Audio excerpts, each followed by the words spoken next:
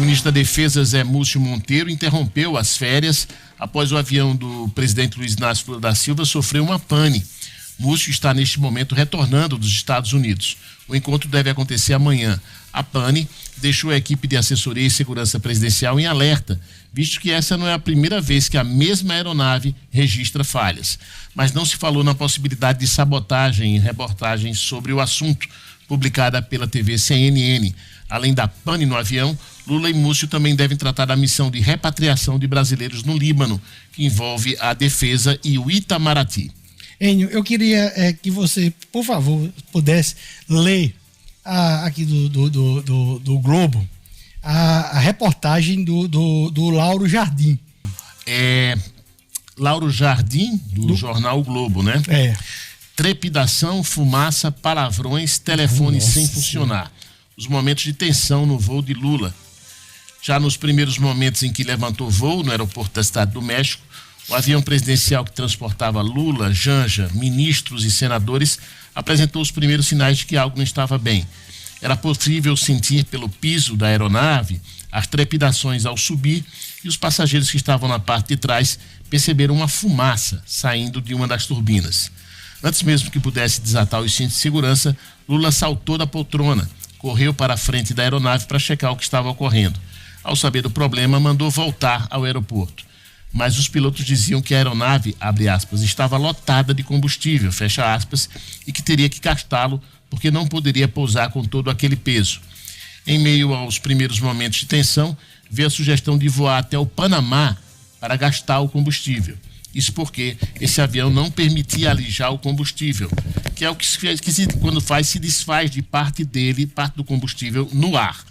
Mas o conselho de Janja era que ficasse por ali, em área segura, próximo à pista do aeroporto internacional Felipe Ângeles. E assim foi feito e deram 50 voltas.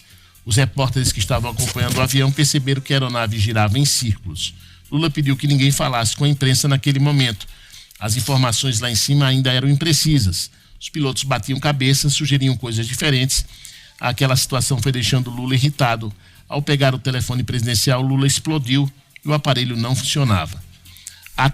Aí o Lula disse, até o telefone do Sucatinha, o avião presidencial antigo de Lula funcionava. Um Lula indignado xingou várias vezes as palavrões de costume.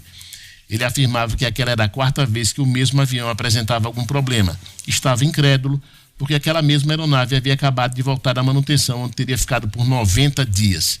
A mesma aeronave que o prendeu no ar, nas palavras dele, e o deixou ilhado por 5 horas na Cidade do México. Mesmo em meio ao clima tenso, a fome apertou e o almoço foi servido. Surgiram brincadeiras para tentar distensionar. Lula perguntou sobre os suplentes das senadoras presentes. Estavam no avião Tereza Leitão e Soraya Tronic. Também estavam os ministros Mauro Vieira, das Relações Exteriores, e Cida Gonçalves, das Mulheres. O diretor da Polícia Federal, Andrei Passos, e Gabriel Galípolo, indicado ao Banco Central. Mas logo os pilotos voltaram a deixar a atenção no ar ao informarem que, mesmo tendo voado 2 horas, precisariam de outras 2 para gastar mais 7 mil litros de combustível. Ali, diante daquela situação, Lula tomou uma decisão em que precisará do Congresso. Quer comprar novos aviões. Ele demonstrou indignação ao ficar ilhado no ar pela internet intermitente e pela falta de telefone. Um Lula irritado questionou a ausência de um checklist antes do voo para o que funcionava no avião. A TV não ligava para que pudessem assistir a um filme no momento e aliviar o estresse. A internet oscilava, o telefone não funcionava, mas o ápice da irritação ocorreu logo ao trocar de avião. No segundo voo, Lula descobriu que sim, aquele voo nem sequer teria internet pelas próximas horas e que ficaria sem comunicação com o Palácio do Planalto. Janja questionou o motivo da falta de internet e logo veio o veredito, corte de custos. Lula então reclamou novamente. Abre aspas, qualquer avião mequetrefe fala ao telefone, não tem um satélite nessa porra. Fecha aspas, a gente não pode passar por isso.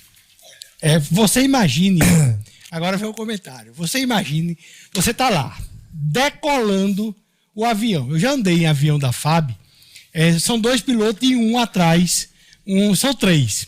Aí você tá lá, dando motor e o motor, pá, Aí entra um doido, que muito provavelmente estava bêbado, na cabine, que era o Lula, que ele se levanta com o aviso de cinto, você tinha que estar com cinto.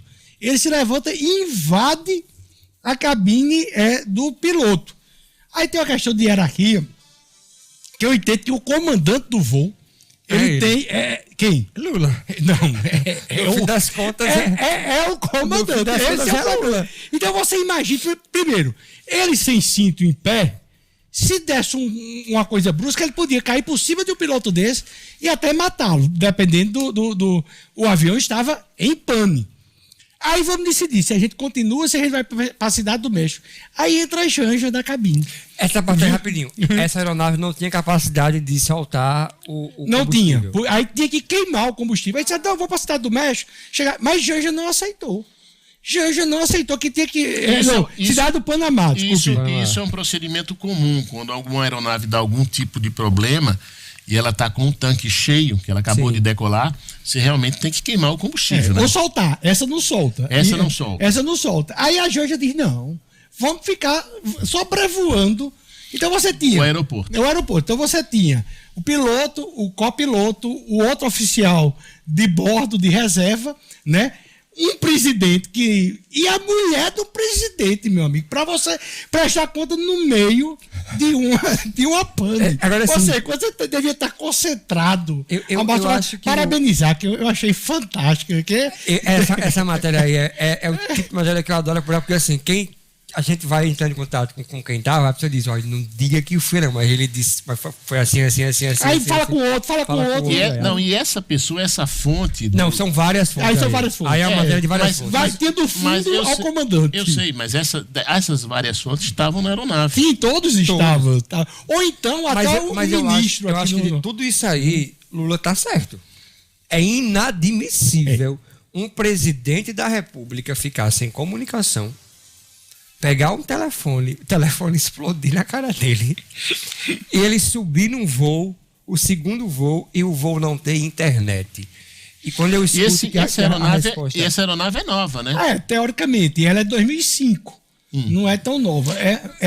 Mas espera aí, só para a gente relembrar aqui, para a gente relembrar. Lula, assim que ele assumiu, ele disse que ia comprar uma aeronave nova. Um A330. Mas ainda não chegou. Não, ele não comprou. Ele não comprou. Ele não comprou. Por isso é que diz aí, ele precisa do Congresso para se aprovar, porque é um avião de milhões. Mas assim, pessoal, tem que saber que o presidente do Brasil precisa de segurança.